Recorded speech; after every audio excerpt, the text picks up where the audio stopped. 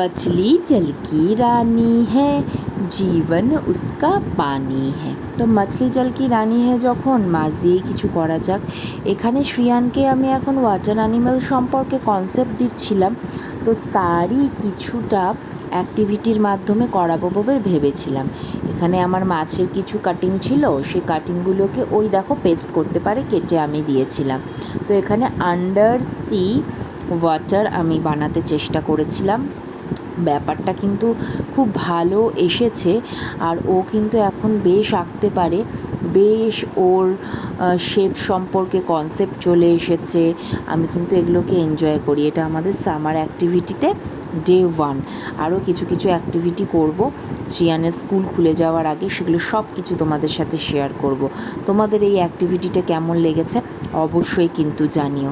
আর এরকম অ্যাক্টিভিটির সঙ্গে কানেক্টেড থাকতে গেলে আমার এই ব্লগিং চ্যানেলেই আমি টুকটুক করে দেব। ভালো লাগলে অবশ্যই একটা লাইক করো।